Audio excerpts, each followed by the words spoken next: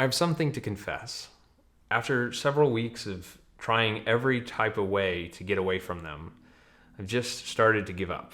It seems that I am completely addicted to fully wireless earbuds. This week it's the Amazon Echo Buds, but I've tried weird ones, I've tried cheap ones, I've tried expensive ones, and generally none of them can really satiate my need for the experience of truly wireless audio. But this week, I'm going to be talking about the Amazon Echo Buds second generation, which have all of the makings of a fully premium wireless earbud for a somewhat accessible price point. So after a couple weeks, what do I think about them? Well, let's talk about it. This is NOISO, and this is the Amazon Echo Buds second generation review. While I never got to check out the original Echo Buds, the second generation had enough features to be really appealing for me. I am particularly interested in high quality earbuds that have great feature sets, not necessarily great audio quality. If you particularly are very interested in a deep dive on audio quality, then I would recommend some other channels. GameSki is one that reviews just about every single earbud, so check them out if you haven't already. But I can focus more on the experience of using the Echo Buds. And we'll start with the experience of actually the design. So in terms of the case, the Echo Buds case is relatively small. It's comparable to the size of the AirPods Pro case, although larger in a couple different directions. This sticks out a little bit more when you're setting it in your pocket, but it's not large enough to the point where I felt it was bulky. Compared to a lot of other headphone cases that I've used over the past couple years, this is quite minimal. And it's got enough battery life in it such that I didn't feel like I needed a larger case.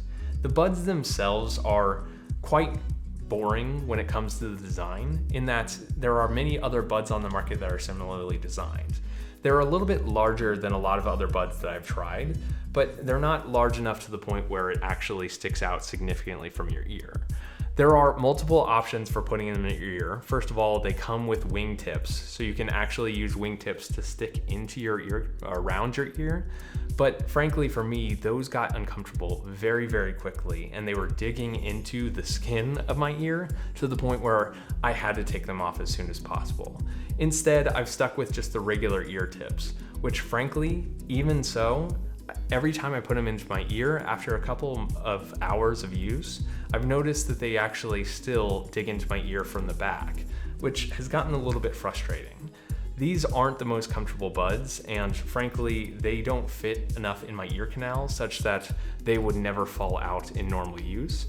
But generally, unless I bumped against them or pushed against my ear, they have a solid enough fit.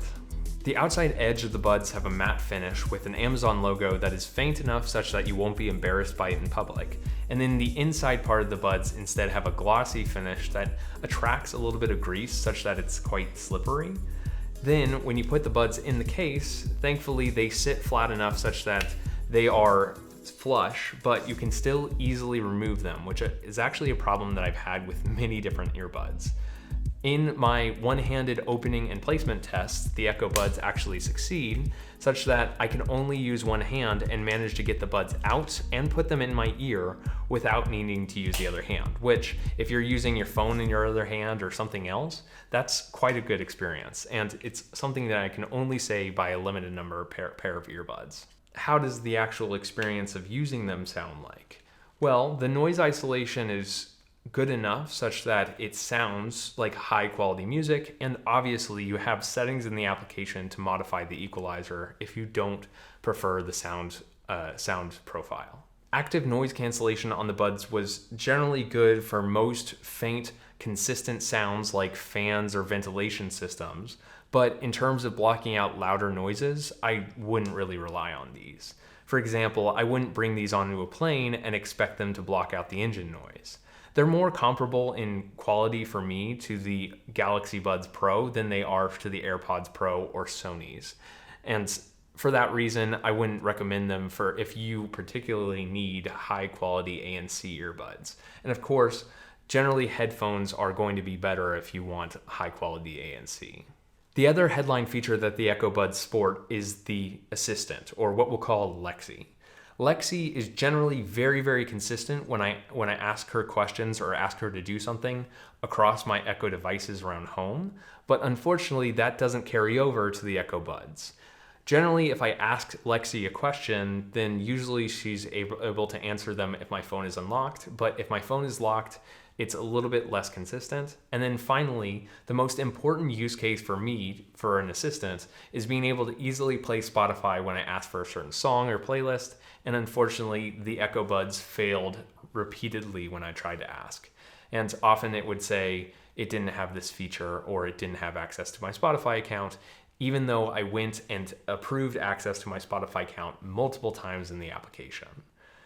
I just couldn't get over this, and soon enough I had to disable Lexi because, ironically enough, the biggest issue was the fact that when I looked at my phone's battery life, I realized that the Amazon Lexi app was consuming around 25 to 30% of my battery on a normal day, which is quite incredible and quite unfortunate. So once I disabled Lexi, thankfully it went down substantially, but this is a frustrating feature of what is otherwise a relatively good pair of earbuds.